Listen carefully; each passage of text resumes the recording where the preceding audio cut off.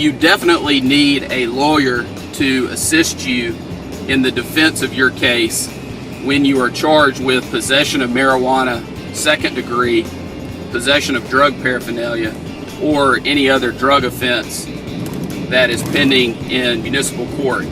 Under Alabama law, the maximum amount that you can be fined in a municipal court on a Class A misdemeanor, such as unlawful possession of marijuana second, is $500. You can also be sentenced up to 6 months in jail.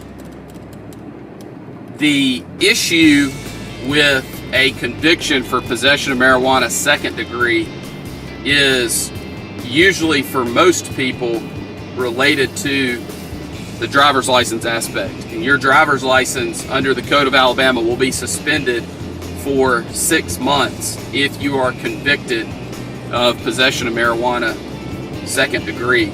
The collateral consequences of a conviction for possession of marijuana second degree in a municipal court, those are very severe as well. If you have a drug charge conviction, which is a conviction such as possession of marijuana second degree, the federal government will deny for a period of time your ability to obtain federal student aid to assist in your attending college. Also, you could be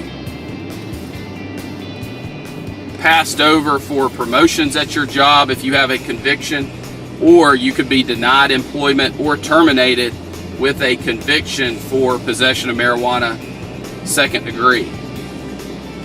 In addition, if you have a professional license, it is very, very, very important that you understand that if you are convicted of a drug offense, depending on what your board requires, you will likely be required to notify your board either immediately or on renewal that you have been convicted of a drug offense. It's very, very, very important that you do everything within your power on the front end to avoid a conviction so that you can protect your professional license.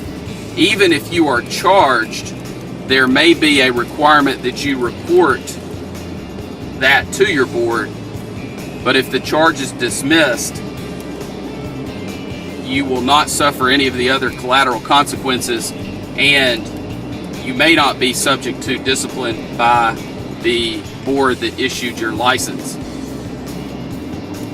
There is no question that you need counsel when dealing with any drug charge, but especially possession of marijuana second. The other drug charge I want to talk to you about is possession of drug paraphernalia.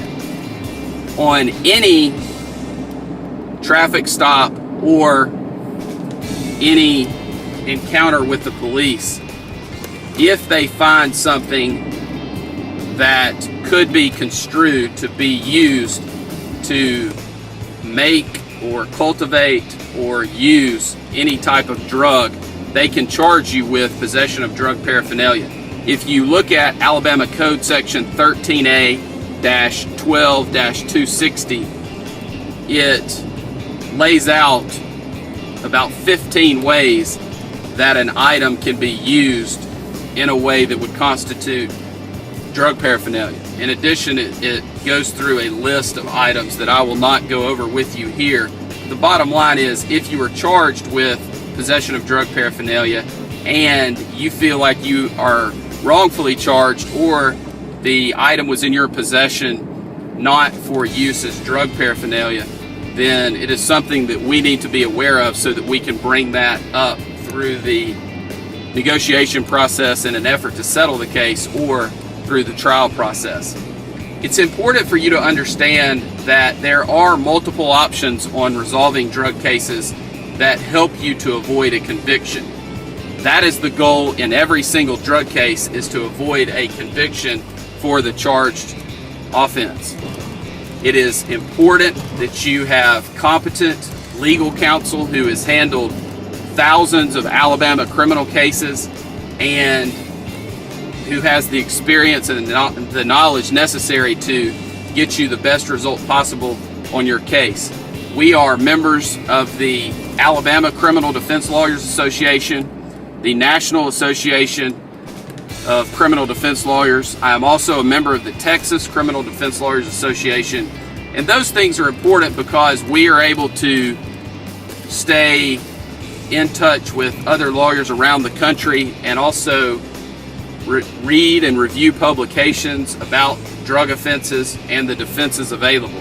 It's just very important that you have somebody who is knowledgeable and experienced in all aspects of the case, including the collateral consequences issue.